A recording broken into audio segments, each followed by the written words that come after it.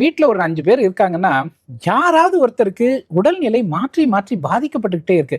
இதுக்கு என்ன காரணம்? இதை எப்படி போக்குறது? இப்போ நீங்க கேட்ட மாதிரி அந்த மாதிரி தொடர்ச்சியா வருதுன்னா, இப்போ ஃபார் எக்ஸாம்பிள் ஜாதகத்துல வந்து தசா புக்திகள் ரொம்ப முக்கியம். ஓ. இப்போ ஃபார் அதே மாதிரி ஏழநாள் சனி நடக்கிற நேரத்துல இந்த மாதிரி காலில் அடிப்படுறது விசேஷம். அது அடிப்படும். இப்ப பாத்தீங்கன்னா கும்பம், மீனம், மேஷத்துக்கு ஏழநாள் சனி. இப்ப இந்த 3 ராசிக்காரர்கள் வீட்டுல இருந்தாங்கன்னா இது மாறி மாறி வரும். ஓகே.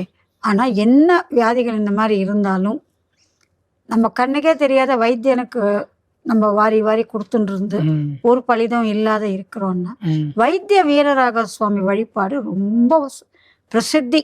ஓ, சரி சரி. நம்ம திருவள்ளூர்ல இருக்கிற வைத்திய வீரராக சுவாமி இப்போ வந்து எல்லாருமே லேடிஸ் ஜென்ஸ் எல்லாருமே வேலைக்கு போறாங்க. காலையில போயிட்டு நைட்டு வராங்க.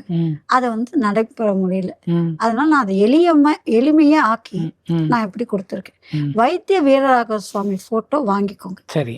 அந்த போட்டோவை உங்க இஷ்டத்துக்கு அலங்காரப்படுத்திக்கோங்க. சந்தன குங்குமத்தால் துளசிய பாதத்துல வைங்க, இல்ல மாலையா சாத்துங்க. ஓகே. 2 நெய் தீபம் தான் ஏத்தணும். 2 நெய் தீபம் ஏத்தணும்.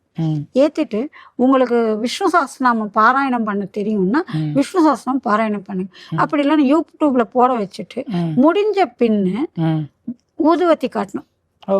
நைவேத்தியம் வந்து வெள்ளம்னா இவ்வளவு பெரிய வெள்ளம்லாம் வேணும். சும்மா இவ்வளவு வெள்ளம்.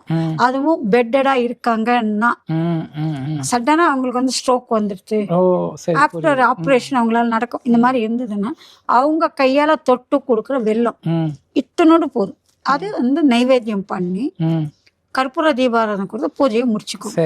இந்த வெள்ளத்தை பத்திரப்படுத்தி வச்சுக்கணும். ஓ சரி. தனியா எடுத்து வச்சிடணும். தனியா ஒரு பாக்ஸ்ல டப்பால போட்டு எறும்பு வராத இடத்துலயே பத்திரமா வச்சுக்கணும்.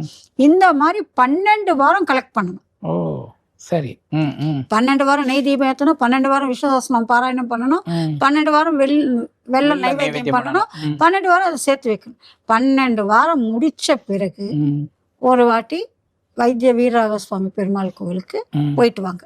போயிட்டு வரப்போ யாருக்கு உடம்பு சரியில்லையோ அவர்கள் பேர் மேல அர்ச்சனை பண்ணணும். அப்ப இந்த கோவிலுக்கு போறப்போ நீங்க 12 வாரம் சேர்த்து வச்ச வெள்ளம் இருக்கு இல்லையா, அந்த வெள்ளத்தை கொண்டு போய் உடம்பு சரியில்லாத சார்பில் யார் வேணாலும் போகலாம். போயிட்டு அங்க குளத்துல தரிசனம் பண்ணி முடிச்ச பிறகு அந்த குளத்துல தண்ணியில கையால கரைச்சி விடணும். சும்மா போட்டு வந்துடக்கூடாது. சோ கையால கரைக்கணும்.